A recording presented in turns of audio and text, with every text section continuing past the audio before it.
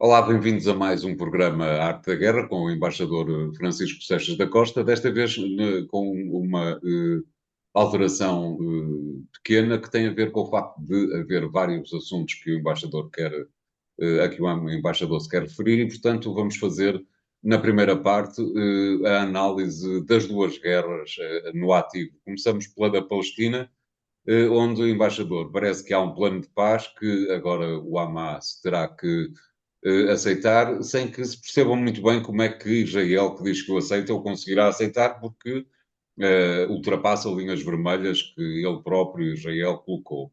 Como é que vê este plano de paz gizado em Washington, embaixador? Este plano de paz é gizado em Washington, mas é gizado, teoricamente, num acordo com Israel, feito entre os americanos e os israelitas, que agora, aparentemente, estão a recuar sobre alguns dos aspectos do plano. E o plano tem três fases. Uma primeira fase em que haveria uma pausa, um cessar-fogo durante 6 semanas e em que os israelitas retirariam as suas tropas das zonas mais populosas. Eu acho que o problema das tropas nem sequer é a grande questão, porque o que é a questão é os bombardeamentos sobre as zonas mais populosas, porque as tropas, quando estão lá tropas, não há bombardeamentos. Pode haver mortes, mas não há bombardeamentos. E, portanto, depois, isso corresponderia a uma saída dos reféns, que ainda sobram, e estamos a falar ainda de cerca de cento e tal reféns. Entretanto, vão aparecendo mais reféns que, entretanto, morreram, não se sabe se por ataques israelitas ou não. Um, e a ideia era que saíssem as mulheres e as pessoas mais velhas, e havia em contrapartida uma retirada, uma saída dos prisioneiros que estão em prisões israelitas. Essa saída seria, digamos, todo este pacote teria que entrar em funcionamento.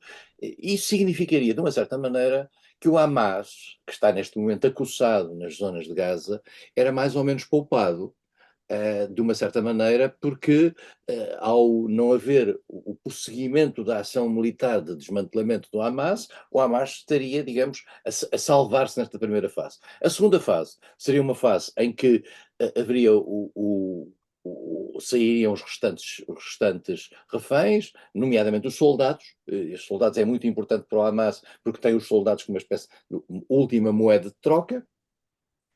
E a própria Israel sairia do próprio território de Gaza. Ora bem, todo este conjunto de vetores não joga bem uns com os outros, porque dá a ideia que, portanto, o Hamas disse que sim a esta proposta, achou positiva, o que significava, portanto, considerava que se salvava através desta proposta. Mas nós, depois disto, já tivemos posições tomadas pelos governantes israelitas, quer pelo próprio Netanyahu, quer por partidos de extrema-direita dentro do governo, que dizem que não é aceitável que o Hamas sobreviva. Portanto, o Hamas não vai, sermos claros, aceitar uma proposta na qual não sobreviva. Pois Uh, claro, evidente, aí está uma das linhas vermelhas, não é? Portanto, não sabemos o que é que vai acontecer e se isto não está baseado naquilo que tradicionalmente se chama a ambiguidade diplomática, quer dizer, uma linguagem que ainda por cima depois se reflete sobre a terceira fase. A terceira fase seria uma reconstrução em 3 a 5 anos, que é absolutamente mirífico, 3 a 5 anos depois num território daqueles que precisava de uma reconstrução brutal. E, portanto, enquanto depois tudo isto tem a ver com o estatuto dos dois Estados ou não, que Israel não aceita, que os Estados Unidos querem impor, vamos ser claros, isto é uma forma de ganhar algum tempo até às eleições americanas também, de uma certa maneira. Depois a própria estabilidade de poder nos Estados Unidos, que tem uma influência brutal na região, é que vai ditar, digamos, a força das coisas. Até lá, parece que de facto o governo israelita está, digamos, em desagregação, e que todas estas ambiguidades não estão a ser favoráveis ao prosseguimento de Netanyahu.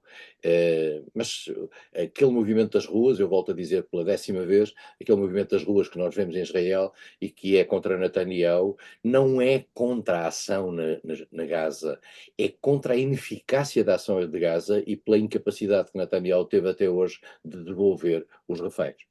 Ou seja, o próprio país não está em condições de aceitar um plano de paz onde, exatamente como diz, o Hamas consiga safar-se, vamos dizer assim. O Hamas, António, vai conseguir safar-se com chamando o Hamas ou não, porque vai haver uma resistência radical palestina, sempre. E o que aconteceu nos últimos meses também não ajudou a mudar isso, pelo contrário. Pelo contrário, exato. Olha-se para a cara daqueles miúdos e nós estamos a ver ali potenciais radicais palestinos, que naturalmente não têm outra coisa a perder, se não ser aquela tragédia de vida. Portanto, o Israel, no fundo, com este tipo de ação, com muitos mortos na população civil, está a criar uma bomba relógio. Não há mais pequena dúvida sobre isso. Por falar em bomba relógio, embaixador, e voltando e regressando à guerra que nos é mais próxima, na Ucrânia, a ideia que dá é que a NATO parece estar disponível para traçar também essa linha vermelha que era a presença de armas, e se calhar não só, de armas da NATO na Ucrânia, com a possibilidade de ataque direto ao território russo, Nós temos que perceber aqui a diferença entre a NATO e os países da NATO. certo? A NATO tem uma voz histriónica por parte do senhor secretário-geral, Stoltenberg, mas a NATO não está, enquanto instituição, formalmente envolvida nesta guerra. O apoio que é dado à Ucrânia, isto pode parecer estranho para quem ouve todos os dias a NATO no meio disto tudo, mas o apoio que é dado à Ucrânia é um apoio de natureza bilateral, feito pelos países da NATO, por alguns países da NATO e países fora da NATO, os tais 50 países que se reúnem em Ramstein, na Alemanha, para coordenar a sua ação. A NATO está politicamente envolvida nisto, mas não está militarmente envolvida nisto. A NATO não está em guerra com a Rússia. Não, vamos ser claros. Do ponto de vista formal, a NATO não está em guerra com a Rússia. O senhor Stoltenberg faz uma coreografia que praticamente leva a esta conclusão por parte da população, mas não é verdade. Os países NATO, nem sequer os países NATO, estão em guerra com a Rússia. Os países NATO estão a apoiar, por uma decisão coletiva tomada no quadro NATO, mas individualmente executada por cada país, à sua medida, à sua maneira. Há países NATO que não dão uma arma à Ucrânia, vamos ser claros, por exemplo, a Hungria, por exemplo, a Eslováquia, e, portanto, os países NATO decidem eles próprios como é que vão apoiar a Ucrânia, como os outros países, além da NATO, também estão a decidir. O Japão, etc., a Austrália, etc. E, portanto, nós estamos neste momento nesta fase. O que aconteceu recentemente foi o seguinte, no fundo, por imposição americana. Os americanos são os mais preocupados com o alargamento dos patamares e da passagem de patamares, porque sabem que se determinados patamares forem ultrapassados, são eles quem têm que entrar em jogo. Os americanos não querem entrar em jogo nesta guerra diretamente, já têm experiências recentes de guerras em que entraram em jogo e as coisas correram mal. Estamos a lembrar do Afeganistão, estamos a lembrar da Segunda Guerra do Iraque, etc. E, portanto, os americanos querem apoiar a Ucrânia, querem que a Ucrânia faça a guerra, dando-lhe meios. Mas havia uma limitação. Quer os americanos, quer os alemães, que também eram muito cuidadosos com isto, diziam: estes meios são para a Ucrânia se defender, não é para a Ucrânia atacar o território russo e, digamos, levar a guerra para o território russo.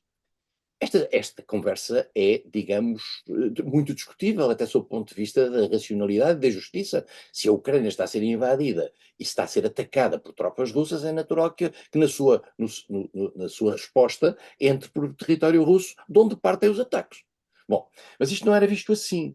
E era visto como, passando esse limiar, as coisas entrariam num outro patamar e, por exemplo, a Rússia podia ser tentada a utilizar o chamado nuclear tático. Esse nuclear tático também, convém dizermos uma coisa, nunca foi utilizado em parte nenhuma do mundo.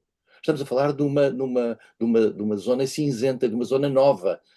O nuclear estratégico sabe-se que são as bombas que, no fundo, atirariam Washington e Moscou e dariam cabo do Washington, Moscou, se calhar Lisboa, Paris, Berlim, etc. Não é? E o nuclear tático são bombas nucleares de alcance limitado que só teriam um efeito numa determinada área, mas não estão testadas, nomeadamente ao nível das mortes civis. Sabe-se vagamente que teriam um alcance limitado, mas depois também não se sabe se as ondas nucleares não teriam radiações que passavam as fronteiras. E, portanto, isso não significava também, digamos, um romper de um determinado patamar. Estamos nisto. Os Estados Unidos autorizaram que determinadas armas fossem utilizadas e, aparentemente, há sinais nas últimas horas de que os famosos HIMAR, que são lança-mísseis, que terão sido utilizados na zona de Kharkiv e que já destruíram estruturas dos S-300, S-400 russos que estão na zona de Belgorod, dentro da Rússia, portanto. Vamos ver se isto é verdade ou não, vamos ver se isto significa, de facto, uma mudança de patamar. Zelensky está a pôr todas as suas cartas nisto, naturalmente, na recepção de novo material. Há quem diga que esse material não vai fazer uma grande diferença, há quem diga que faz grande diferença. Vamos ver quem é que tem razão ao nível dos especialistas militares. Depois há a dimensão da natureza política, em que houve neste momento uma conferência de paz, uma conferência de Shangri-La em Singapura, em que Zelensky foi, aproveitou isso para fazer, digamos, um palco para tentar trazer mais países àquilo que vai ser a conferência agora em junho na Suíça. A China não vai a essa conferência na Suíça, o Brasil não vai, a Rússia não foi convidada sequer, e Zelensky, inclusivamente em Singapura, disse que a Rússia estaria, digamos, a desincentivar países de irem, o que colocaria a Rússia numa atitude mais hostil do que em relação à Ucrânia. A China, peço desculpa, colocaria a China. A China já veio negar isso, dizendo que não tem uma posição, digamos, definida nessa matéria, que tem tido alguma neutralidade, é uma neutralidade, digamos, colaborante com a Rússia, como é óbvio. E, portanto, agora há novos sinais também da relação entre a Rússia e a China em matéria económica. Ao que parece, a China estaria a apertar os cordões à bolsa, no sentido de dizer à Rússia que aquilo que é a escapatória em matéria de energia que a China tem, teria que ser feita a preços mais baratos do que aqueles que a China estava a pagar à Rússia, o que é um problema para Moscou, que naturalmente está, digamos, sob grande pressão. Vamos ver o que é que as coisas dão nos próximos tempos e vamos ver como é que corre a conferência na Suíça. Muito bem, evidentemente que cá estaremos para observar exatamente essa cimeira da Suíça. O programa tem aqui o seu primeiro intervalo, voltamos já de seguida com o segundo tema. Até lá.